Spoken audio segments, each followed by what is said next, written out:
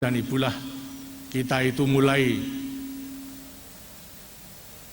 berada di rahim ibu selama 9 bulan 10 hari, mungkin ada yang lebih. Gitu.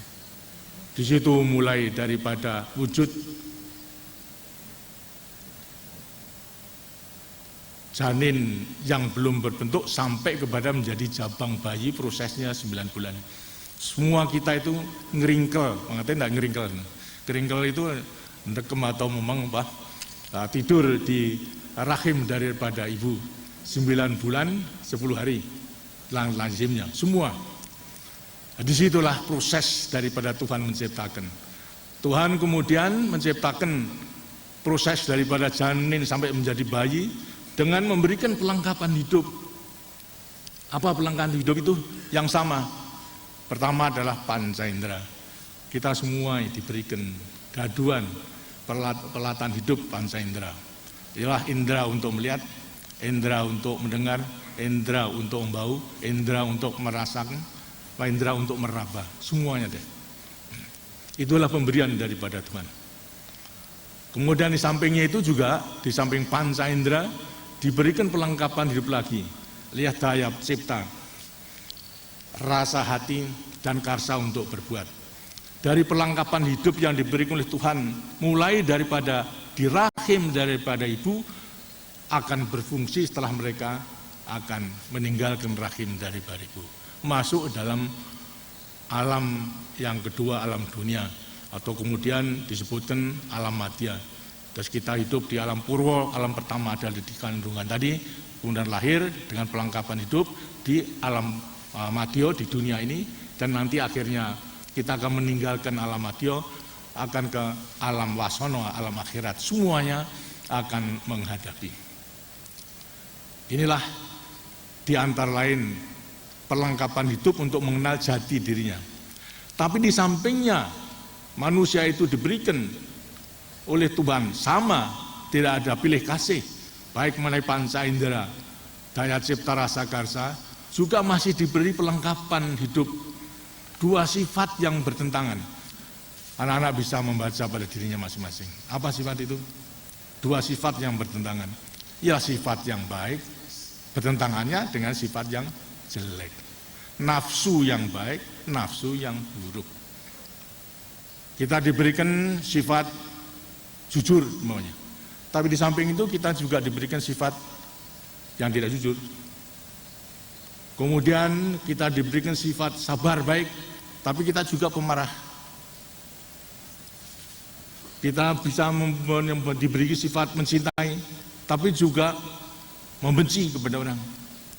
Jadi pada dasarnya manusia itu adalah diberikan dua sifat yang bertentangan. Yang kekuatannya itu sama, baik yang baik maupun yang jelek itu sama.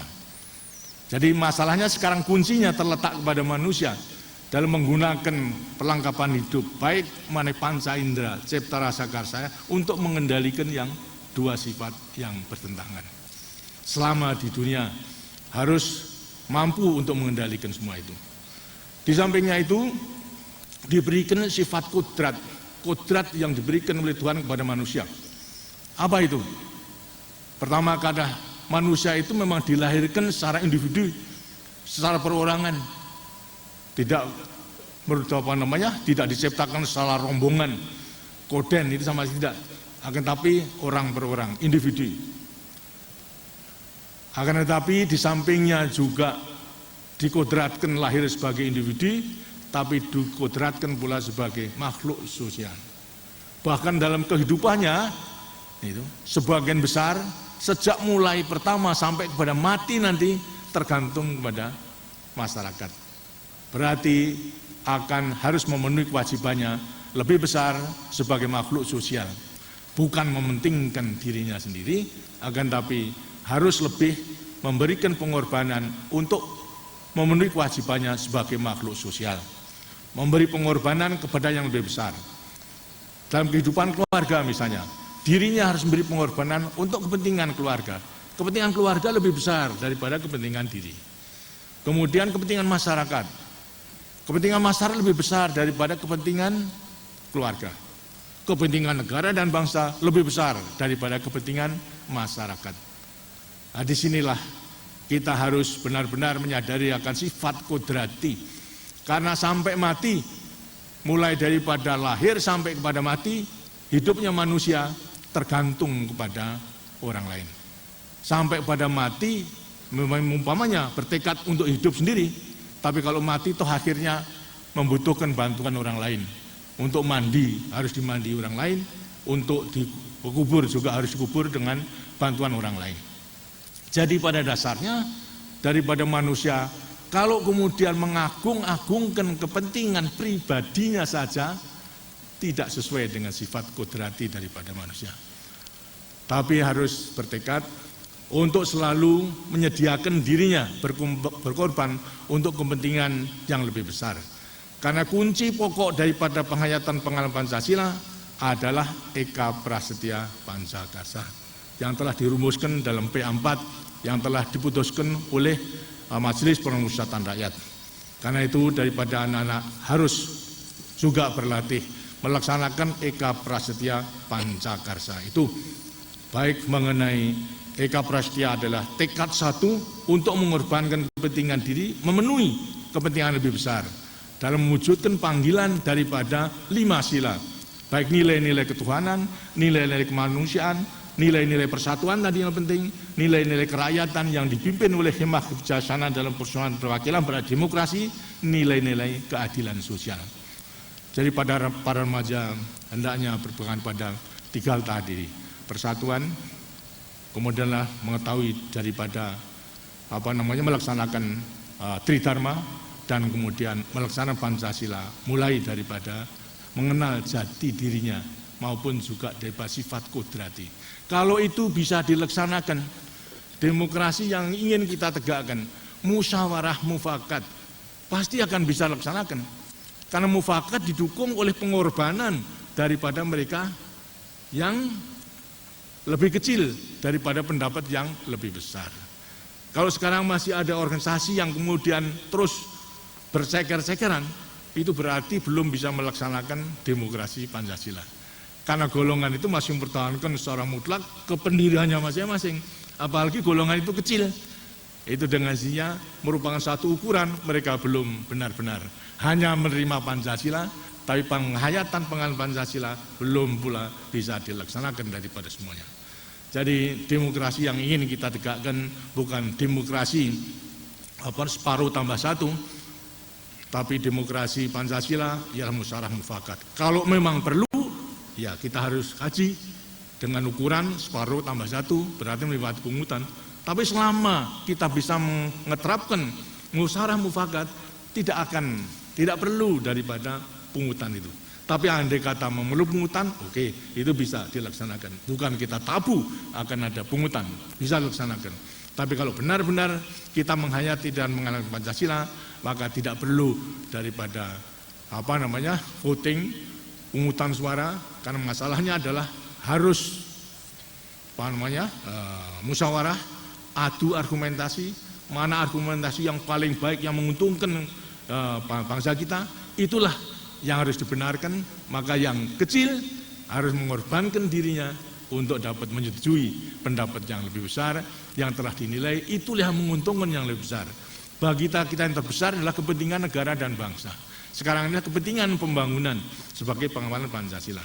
Nah, anak-anak remaja dalam melaksanakan kirab remaja itu merupakan salah satu daripada jalan untuk dapat mengenal daripada keadaan negaranya, keadaan tanah airnya, sehingga kemudian akan mencintai daripada tanah airnya, kemudian akan memanfaatkan tanah airnya untuk mencapai cita-cita masyarakat adil dan makmur berdasarkan Pancasila.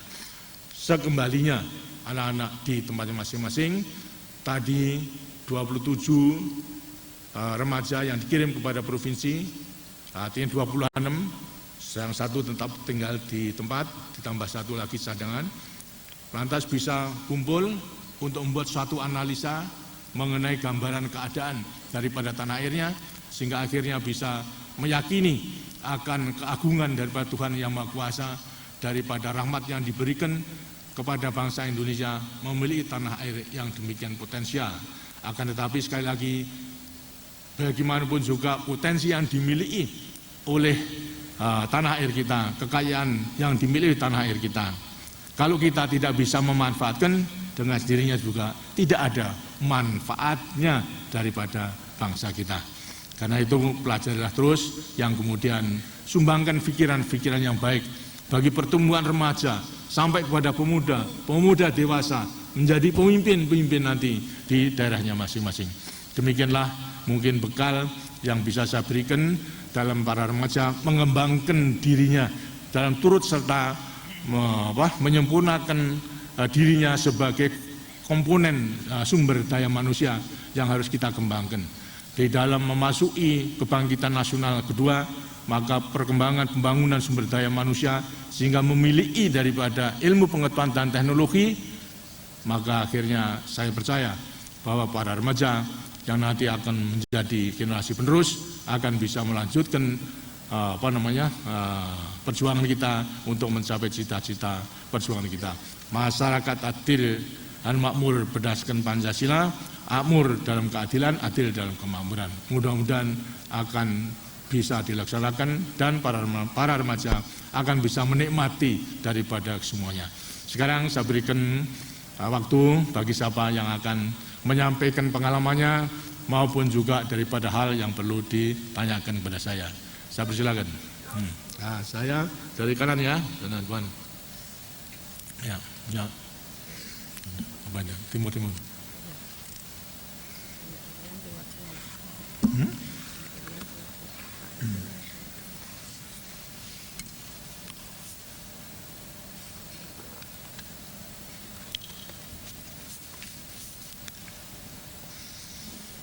Di sana mana?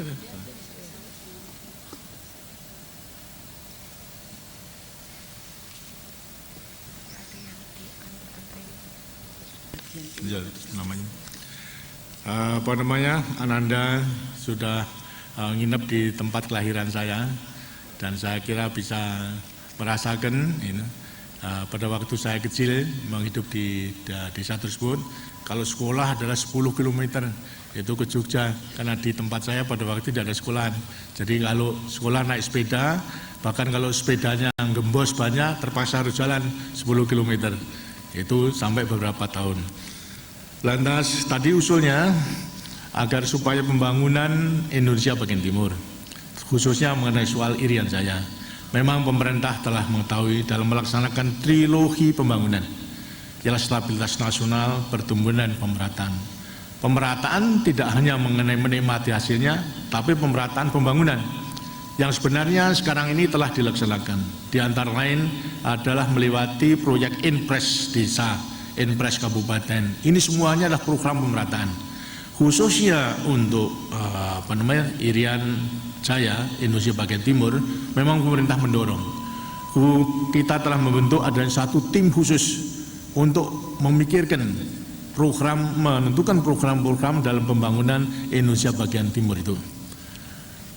Sampai sekarang memang belum banyak investor yang tertarik, tapi mudah-mudahan lambat laun juga akan tertarik bila mana mereka bisa memperhitungkan bahwasan investasi di Indonesia bagian timur, khususnya di Irian, itu akan menguntungkan.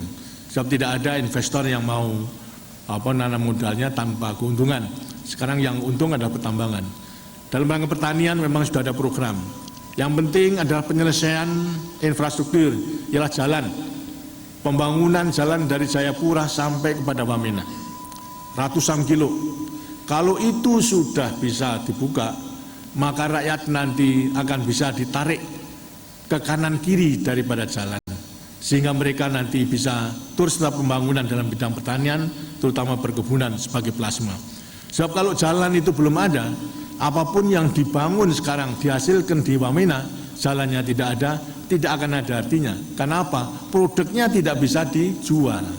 Andai kata dijual, ongkos angkutan karena hanya melewati udara lebih mahal, karena tidak akan menguntungkan. Karena itu jalan sekarang yang diutamakan, sekarang sudah sampai di tengah-tengah. Programnya selanjutnya, kanan kiri daripada jalan akan diperuntukkan bagi rakyat dalam rangka pembangunan perkebunan. Nanti sebagai perkebunan di rakyat. Rakyat sebagai plasma daripada pembangunan perkebunan tersebut. Kalau itu bisa terjadi, ya berarti nanti inti akan membimbingnya kepada rakyat dan menghasilkan, tidak hanya menghasilkan, pemasaran pun juga akan bisa jamin, sehingga nanti akan lebih makmur daripada keadaan rakyat di Irian Jaya. Menurut penglihatan saya sejak membebaskan Irian tahun 62, selama penduduk Irian masih ada di gunung-gunung terpencar satu dengan lain, sulit untuk dapat berkembang. Kalau memang tidak didekatkan kepada infrastruktur, baik mengenai hubungan, terutama hubungan laut maupun hubungan darat. Karena itu jalan sangat mutlak perlu dibangun. Dan sekarang sudah mulai dan sudah menghasilkan separuh daripada jalan Jayapura sampai kepada Wamena. Nah, demikian, tidak perlu khawatir, memang memakan waktu daripada pembangunan Irian Jaya hingga potensi Irian Jaya akan bisa dikembangkan. Mengerti? Terima kasih. Sana, silakan.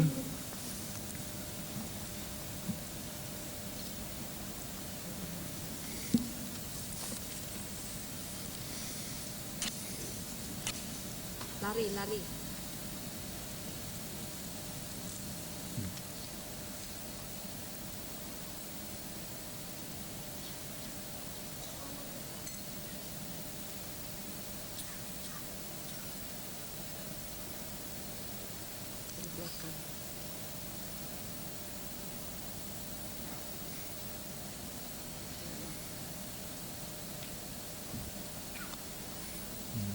Tarik ke sini.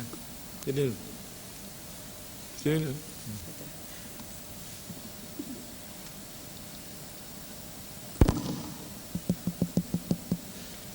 Assalamualaikum warahmatullahi wabarakatuh. Waalaikumsalam. Nama Ahmad Muklis, daerah asal Provinsi Kalimantan Tengah, daerah tugas Sumatera Selatan. Mohon izin bertanya. Saya akan menceritakan sedikit pengalaman saya mengenai kirap remaja nasional selama perjalanan saya, Pak. Baik. Di sini saya melihat bahwa pembangunan di Sumatera Selatan itu sudah merata, Pak. Walaupun ada daerah-daerah tertentu yang masih tertinggal. Nah, itu ada program khusus dari pemerintah, Pak. Dari itu saya melihat bahwa potensi kekayaan negeri kita masih belum banyak tergali, Pak. Baik itu kebudayaan, potensi daya sumber daya alamnya. Oleh sebab itu saya menghimbau kepada generasi muda bahwa tantangan masa depan kita adalah menggali potensi sumber daya alam yang masih belum tergali. Baik sekali. Yang ingin saya tanyakan, Pak, pada abad modern ini arus globalisasi dan informasi terus berkembang. Oleh sebab itu generasi muda dihadapkan kepada suatu tantangan yang sangat berat. Untuk menjawab tantangan masa depan itu, generasi muda harus lebih mempererat persatuan dan kesatuan. Selain daripada itu, harus lebih mempererat jiwa kesetiakawanan sosial, Pak. Karena kesetiakawanan sosial nasional telah terbukti pada masa perjuangan, walaupun para perjuang kita menghadapi suatu tantangan yang berat, tetapi mereka dengan jiwa kesetiakawanan sosial nasional mampu merebut kemerdekaan. Disinilah yang ingin saya tanyakan, bagaimana penjabaran jiwa kesetiakawanan sosial nasional dalam abad modern ini, baik itu penjabaran dalam bidang politik, ekonomi, sosial budaya, dan pertahanan keamanan. Terima kasih, Pak. Wassalamualaikum warahmatullahi wabarakatuh. Terima kasih. Saya kira daripada suatu ajakan untuk memanfaatkan potensi daripada tanah air kita dan menggali sumber daya alam dan sumber daya manusia untuk melanjutkan perjuangan, suatu ajakan yang baik, dan ini merupakan satu tantangan yang tidak ringan bagi para remaja. Pertanyaan selanjutnya tadi adalah menghadapi globalisasi, bagaimana daripada para generasi muda dalam menghadapi daripada semuanya itu sedemikian rupa sehingga kita tidak akan terlindas oleh pengaruh globalisasi yang negatif. Tentunya seperti tadi yang saya katakan, kita harus benar-benar mempunyai budaya yang dapat kita andalkan. Budaya yang bisa kita andalkan adalah budaya Pancasila, daripada kehidupan Pancasila. Kita harus melengkapi diri itu berdasarkan jati diri dan sifat kodrati daripada kita. Kita harus percaya kepada budaya kita. Nah, karena dengan percaya pada budaya kita, tidak perlu lantas kita itu khawatir untuk menghadapi pengaruh budaya yang negatif. Budaya asing yang baik bisa kita terima untuk memperkuat daripada budaya kita. Tapi budaya yang negatif, yang tidak cocok dengan kita, dengan kehidupan kita bernegara, berbangsa, dan bermasyarakat berdasarkan Pancasila, maka tidak perlu kita terima. Karena itulah kita perlu melengkapi diri dengan jiwa dan semangat Pancasila tadi. Selamilah daripada Pancasila ini dengan sebaik-baiknya, sehingga tidak perlu kita khawatir. Kalau kita sudah meyakini budaya kita berdasarkan Pancasila, maka kita perlu khawatir kita menghadapi ancaman, tantangan daripada pengaruh budaya daripada negara lain. Pengaruh dalam rangka globalisasi, dunia itu satu. Bangsa itu tidak bisa memisahkan diri. Semua tergantung satu dengan yang lain. Karena itu daripada kebudayaan berlain-lainan, kita harus bekerja sama atas dasar prinsip hidup berdampingan secara damai, menghormati kedaulatan masing-masing, tidak mencampuri urusan dalam negeri, dan kerjasama yang saling menguntungkan. Kalau ada budaya yang baik dan memang bisa kita serap, oke, kita tidak perlu menolak. Tapi kalau budaya kemudian akan menghancurkan, menghilangkan budaya kita, ya tidak perlu kita terima. Kita harus tegas untuk menolaknya itu. Demikian daripada jawaban saya.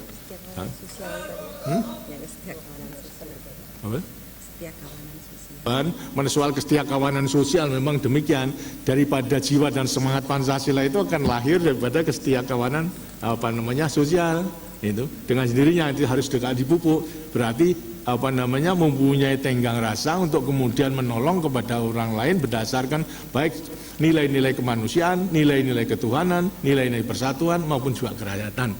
Jadi kesetiakawanan sosial sudah tersirat dalam jiwa daripada Pancasila itu sendiri. Kan? Wanitanya dulu coba salah satu. Assalamualaikum warahmatullahi wabarakatuh. Waalaikumsalam. Nama Yeni Juliana, utusan Provinsi Nusa Tenggara Barat, daerah tugas Sumatera Utara. Mohon izin bertanya. Sebelumnya saya ingin mengungkapkan kesan-kesan saya selama saya bertugas di daerah Sumatera. Tanaman coklat yang merupakan kekayaan yang merupakan sumber ekspor dari Nusa Tenggara Barat ke daerah luar atau ke negara-negara lain. Di Nusa Tenggara Barat masih banyaknya desa-desa tertinggal, yaitu IDT, sehingga para pemuda dan masyarakat sulit untuk berkembang dan sulit untuk maju. Contohnya di desa-desa terpencil masih melakukan pertanian, khususnya masih ada dalam satu kali dalam setahun karena kurangnya curah hujan. Kami mohon kepada Bapak Presiden, dan yang sangat menyedihkan sekali, banyak saya temui masyarakat di Sumatera Utara belum mengenal Provinsi Nusa Tenggara Barat. Saya sangat sedih sekali karena daerah yang saya sangat cintai ini belum terkenal sampai ke daerah-daerah luar. Kami mohon bantuan kepada Bapak Presiden agar Provinsi Nusa Tenggara Barat, khususnya di mana saya tinggal yaitu di Pulau Sumbawa, dapat terkenal sebagaimana provinsi-provinsi yang lain. Terima kasih. Wassalamualaikum warahmatullahi wabarakatuh. Terima kasih atas pengamatan di daerah tugasnya di Sumatera Utara. Dan memang di Sumatera Utara sejak mulai dulu memang merupakan daerah perkebunan yang terlebih maju daripada daerah lainnya, yang merupakan sumber ekspor, apakah itu mengenai karetnya, kelapa sawitnya, kopinya, dan lain sebagainya. Dan sudah lebih maju daripada keadaan. Tapi bukan berarti daerah lainnya juga tidak diperhatikan.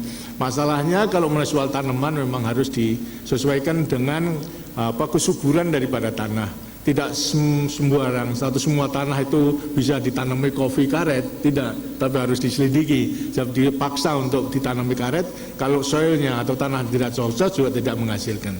Tapi bagi Nusa Tenggara Barat sudah ada satu keistimewaan.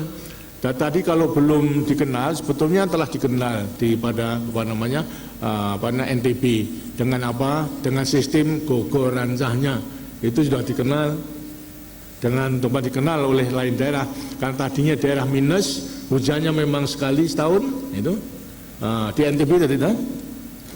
Ya, dan Gogorancahnya itu sudah kenal tadinya daerah Lombok Selatan adalah minus, hujannya 1 tahun hanya 3 bulan, selamanya tanaman gagal. Tapi dengan sistem Gogorancah ialah menggarap sawah sebelum hujan, akhirnya bisa menghasilkan berlipat ganda.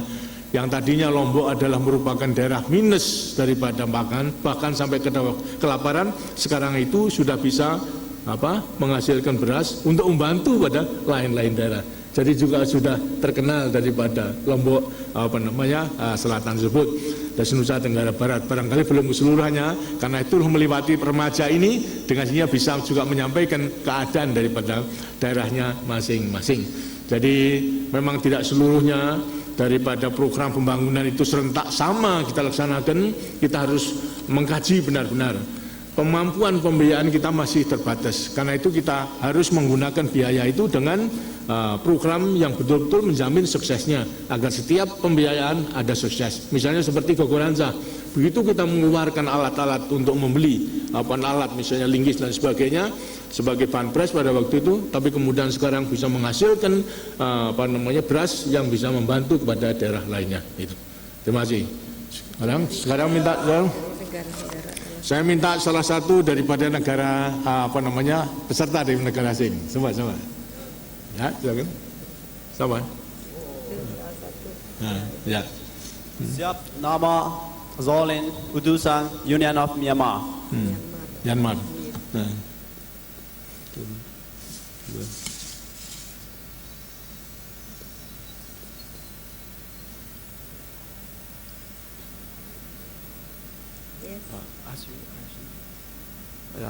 I've been to East Java, and I like to tell my experience.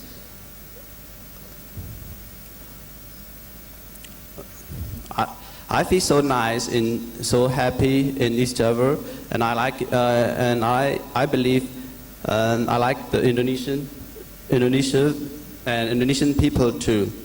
Before I speak anything, I like to say thank you very much for everything.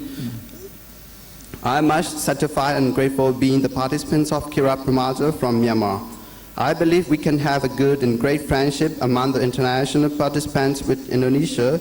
Because of this program, we learn well about Indonesia, especially tradition, culture, customs, and Indonesian people. One thing that I remember exactly, Indonesia is a big country with very high hospitality. Go ahead.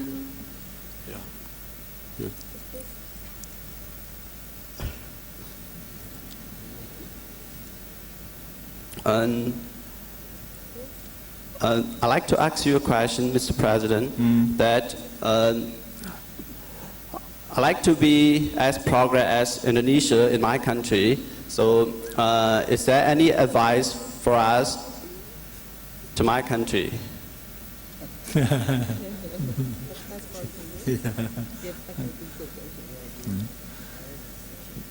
Si sama dari ada sana yang menerjemahkan ada sama yang menerjemahkan coba dari kita ada.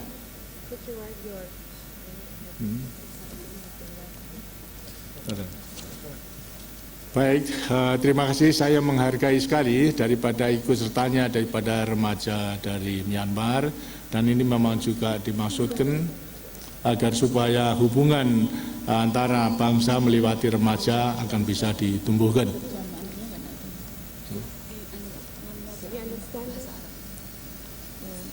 Ya. Selanjutnya tadi mengenai soal advis, artinya saran, tentunya juga kita melaksanakan prinsip hidup berdampingan secara damai tadi. Kita dengan prinsip menghormati kedaulatan masing-masing. Kita sama-sama, tidak ada yang melebihi daripada satu dengan yang lain. Gitu. Jadi memang dalam rangka kerjasama antar bangsa kita saling memberikan bantuan sepanjang daripada bantuan itu tidak dinilai sebagai campur tangan, maupun juga dengan sinyal yang sangat menguntungkan daripada kerjasama tersebut. Do you understand? Yeah, I understand. Okay. First, I can get the channel 6 very well, so I couldn't catch your voice very well for the first portion, but I can understand the second portion. Yang pertama tadi nggak gitu jelas, Apa? belum dengar ini penjelasan Bapak tadi, tapi sekarang udah. Oh, baik. Terus apa namanya? Yang pertama yang belum jelas ya. Yang pertama saya menghargai tadi bahwasanya remaja Myanmar ikut serta dalam melaksanakan kirab remaja ini.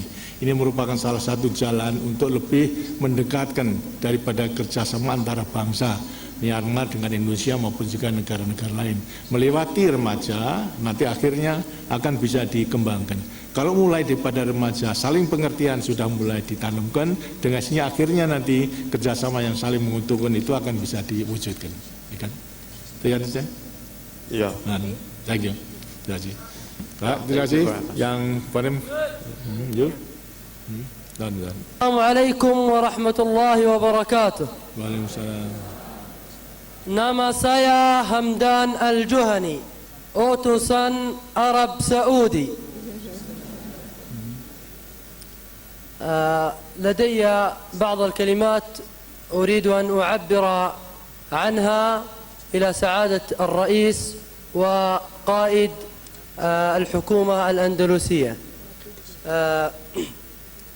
الحقيقة لاحظنا من خلال التجوال الرابع للشباب الوطني عدة أمور، لعل أهمها ما يلي.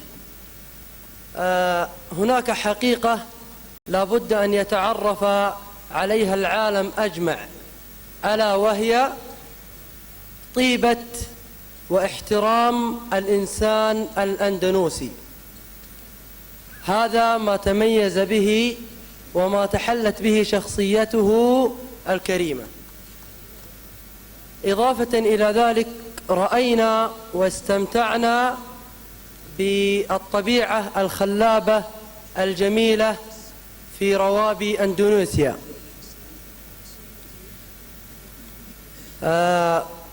وأرسل سلام خادم الحرمين الشريفين والشعب السعودي الكريم لشخصكم الكريم ولدولتكم العزيزة على نفوسنا ولشعبكم الغالي على قلوبنا. والسلام عليكم ورحمة الله وبركاته. Terima kasih, terutama atas pengamatan Ananda dalam mengikuti kirab remaja. Bila mana itu benar-benar dirasakan manfaat, memang itu yang diharapkan. Dengan demikian saudara mengetahui mengenai perkembangan keadaan di Indonesia, dan tentunya juga lain kali daripada remaja Indonesia akan pula bisa mengetahui keadaan daripada Arab Saudi. Kita harapkan nanti akan bisa berkembang terus seperti tadi yang katakan, agar supaya benar-benar ini merupakan langkah-langkah permulaan yang baik untuk mendekatkan para remaja, sehingga dalam kerjasama antar bangsa lebih bisa ditingkatkan. Salam daripada Raja Fahd saya terima, dan sebaliknya melewati Ananda sampaikan salam saya juga kepada Raja Fahd. Terima kasih. Wassalamualaikum warahmatullahi wabarakatuh. Dan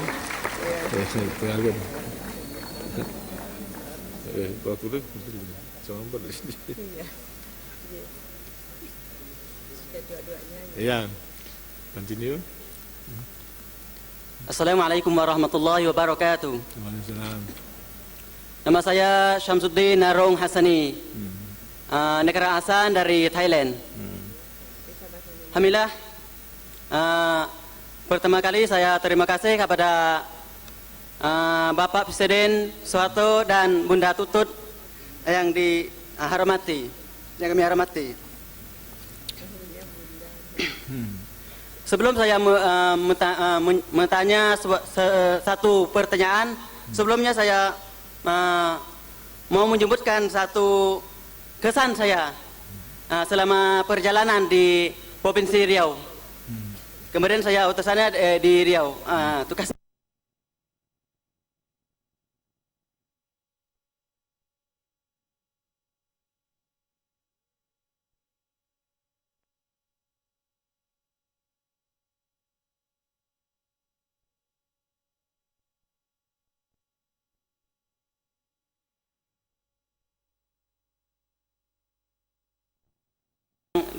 disimpan. Ya. Ya, itulah. Itu mereka, dan alhamdulillah pada hari ini, dalam hari ini yayasan Tiara Indonesia udah merencanakan, membuatkan tempat penampungan air hujan di situ kemarin. Ya, alhamdulillah hari ini masyarakat di situ sangat bahagia tentang hari ini. Saya juga kan. Alhamdulillah. Dan satu, saya izin satu pertanyaan kepada Bapak. Ya. Tentang di Riau kan ada di Riau ini pada sarasehan di maaf ya. Ya, ada apa? Pada sarasehan di Kotip Dumai. Pada waktu itu pada sarasehan itu saya dapat satu informasi yang penting bahwa di Riau itu di bawah tanah punya minyak, di atas bumi juga minyak di Riau. Ya. Minyak kelapa Tapi sawit. saya selama perjalanan itu saya bisa membagikan dua kelompok masyarakat di situ. Satunya orang yang kaya itu, yang dua orang miskin. Dalam hal ini saya mau tanya Bapak itu, orang punya minyak, orang kaya kan, tapi kok bisa ada miskin itu, Pak? Tapi miskin, rumahnya kecil itu ya. Ya Pak, itulah yang saya tanya. Bagaimana tentang rencananya pemerintah Indonesia tentang hal ini? Memang saya bisa menjadi pengalaman saya untuk pembangunan negara saya, insyaallah. Terima kasih Bapak. Terima kasih. Memang tadi diamati oleh Ananda bahwasanya di Riau masih terdapat kesulitan. Di antara lain adalah mengenai banjir maupun juga mengenai air minum. Belum keseluruhannya itu bisa diatasi. Mengenai banjir memang setiap hujan karena ada sungai besar dan bendungan belum juga dapat dibangun, sehingga lantas kalau curah hujannya memang melebihi daripada kemampuan sungai untuk menampung, pasti itu banjir. Nah, dan sudah menjadi kebiasaan daripada untuk mengatasi banjir. Air minum pun juga demikian, itu memang lebih mudah itu ditampung daripada air hujan untuk kebutuhan air minum yang secara kebetulan hujannya memang banyak sekali sehingga mereka tidak akan kurang. Tapi itu pun juga kurang sempurna. Seharusnya disiapkan daripada air bersih yang terus-menerus kontinu, artinya terjamin kelangsungannya. Tadi katakan bahwasanya di Riau kaya sebenarnya. Ada di bawah ada minyak, di atas juga ada minyak. Memang di bawah ada minyak bumi, tapi di atas adalah minyak kelapa sawit. Itu memang betul bisa tanami kelapa sawit. Kenapa masih ada yang kemudian masih miskin? Minyak bumi adalah dikuasai oleh negara, tidak oleh orang yang kaya. Semuanya dikuasai negara. Jadi kekayaan bumi yang menyangkut hidup daripada rakyat dikuasai negara oleh perusahaan negara Pertamina.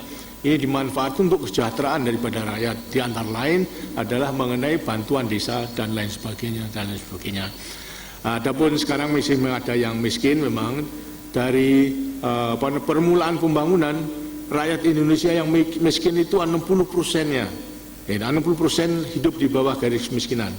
Setelah kita membangun 25 tahun masih ada yang tertinggal, kurang lebih 13%. 13% daripada 195 juta rakyat Indonesia masih banyak, kurang lebih 25 juta lebih atau mendekati 26 juta yang masih miskin. Itulah ada program untuk dapat mengatasi kemiskinan tersebut, agar supaya yang belum dientaskan dari kemiskinan dengan program Impres Desa Tertinggal yang memberikan modal kepada desa yang merupakan modal revolving untuk terus modal daripada pembangunan ekonomi di desa tersebut. Dengan cara demikian maka Indonesia atau pemerintah mempunyai keyakinan pelita ke-6 ini yang miskin akan bisa diatasi secara keseluruhannya. Ini menurut program yang telah kita tentukan.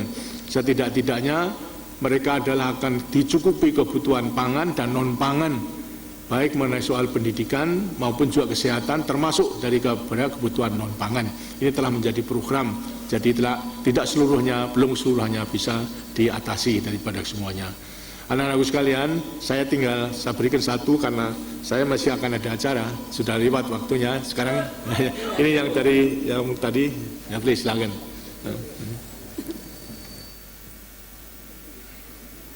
Assalamualaikum warahmatullahi wabarakatuh. Dan selamat sore.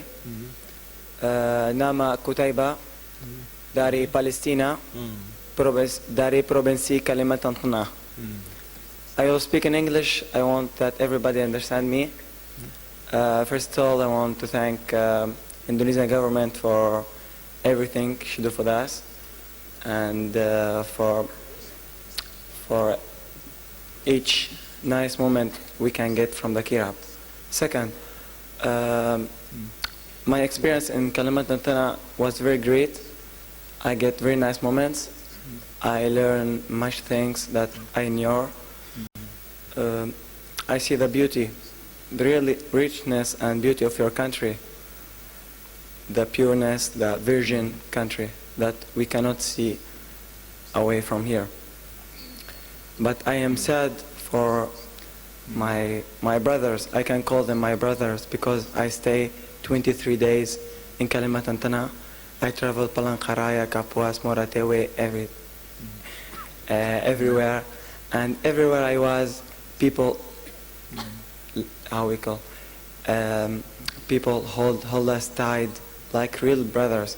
So I call them Kalimantan Tengah brothers, my second brothers. So they live in real misery. They have houses built up on the air. They have no clean water. They take mandi with dirty water. They cook their food, makan, also with dirty water. They have no electricity. There's no anything that can help them in their life. It is only, I think, in Kalimantan Tengah.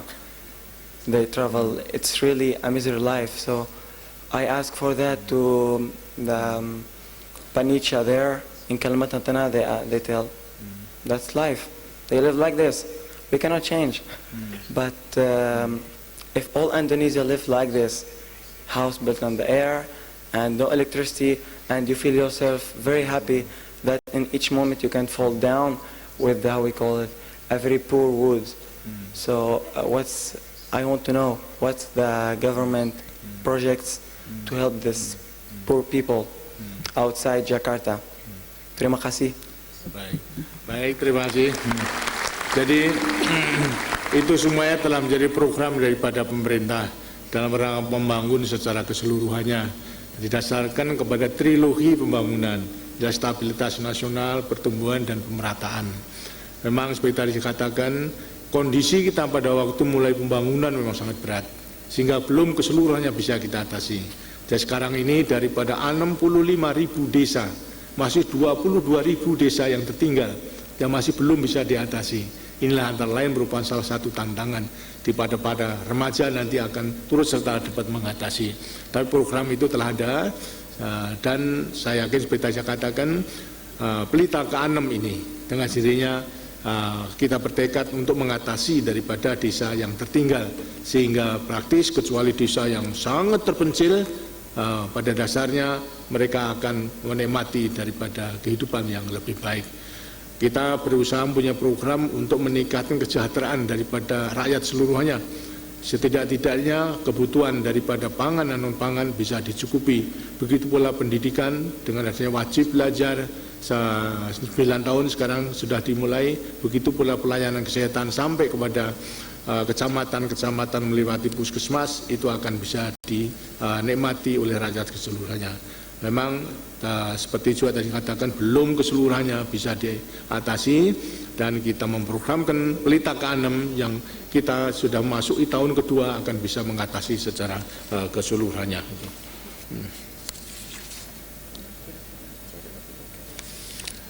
Dan karena waktunya tidak ada, saya masih ada rencana lagi yang harus saya selesaikan. Saya tentunya juga tidak begitu bahagia, tidak bisa melayani pertanyaan daripada para remaja secara keseluruhannya. Tapi apa yang ditemukan di daerah tugasnya masing-masing bisa disusun, bisa kemudian lantas disampaikan kepada pemerintah.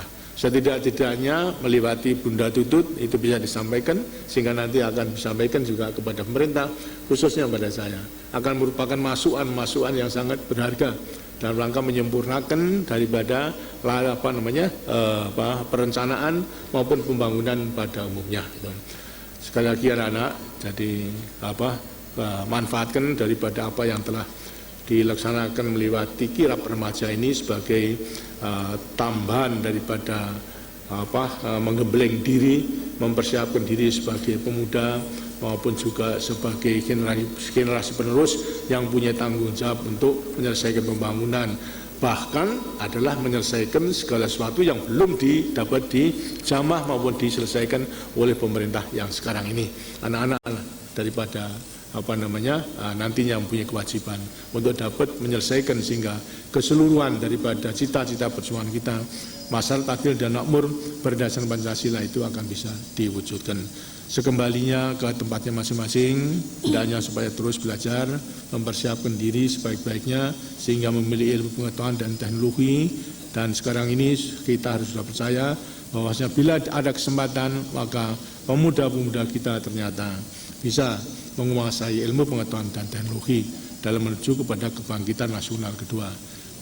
Para remaja telah menyaksikan hasil-hasil daripada kakak-kakakmu, generasi penerus, baik mengenai soal mesin, kapal, maupun juga daripada pesawat terbang yang didesain oleh putra-putri Indonesia. Nah, semua negara mengkhawatirkan mungkin bisa mendesain, tapi apakah mungkin bisa terbang? Dan ternyata tanggal 10 Agustus ini bisa terbang dengan selamat sehingga nanti akan bisa dikembangkan. Untuk selanjutnya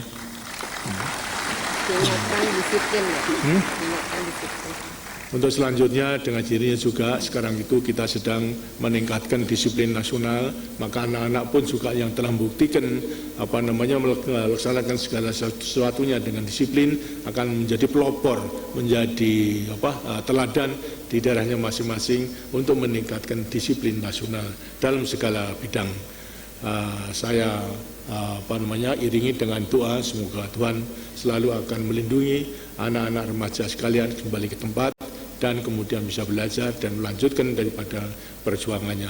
Terima kasih. Wassalamualaikum warahmatullahi wabarakatuh.